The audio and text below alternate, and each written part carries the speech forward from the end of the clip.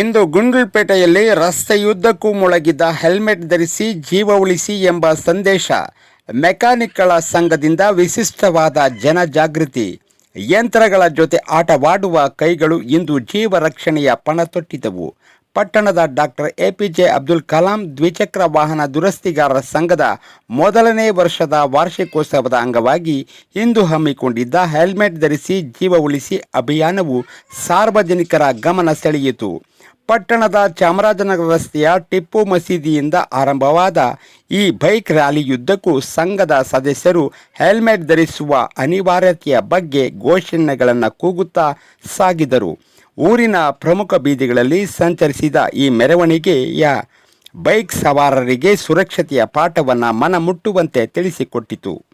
ಈ ಕಾರ್ಯಕ್ರಮದಲ್ಲಿ ಭಾಗವಹಿಸಿದ ಸಂಘದ ಪ್ರಮುಖರು, ವಾಹನಗಳನ್ನು ನಾವು ಸರಿಪಡಿಸಬಹುದು, ಆದರೆ ಮನುಷ್ಯನ ಜೀವ ಒಮ್ಮೆ ಹೋದರೆ ಮರಳಿ ತರಲು ಸಾಧ್ಯವಿಲ್ಲ. ಪ್ರತಿ ಸವಾರನು ತನ್ನ ಕುಟುಂಬದ ಆಧಾರ ಸ್ತಂಭ. ಹಾಗಾಗಿ ಹೆಲ್ಮೆಟ್ ಧರಿಸುವುದು ಕೇವಲ ದಂಡ ತಪ್ಪಿಸಲು ಮಾತ್ರವಲ್ಲ, ಅದು ನಿಮ್ಮ ಜೀವದ ರಕ್ಷಾ ಕವಚ ಎಂಬ ಆಶಯವನ್ನು ವ್ಯಕ್ತಪಡಿಸಿದರು.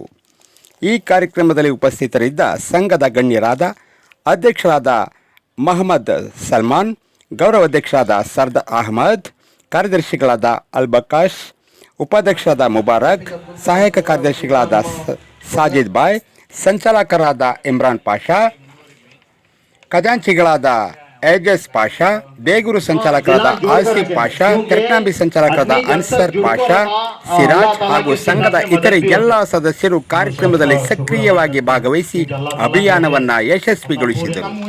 ನಿಮ್ಮ ಸುರಕ್ಷತೆ, ನಿಮ್ಮ ಕುಟುಂಬದ ಹಿತದೃಷ್ಟಿಯಿಂದ ಹೆಲ್ಮೆಟ್ ಧರಿಸುವುದು ಮರೆಯಬೇಡಿ.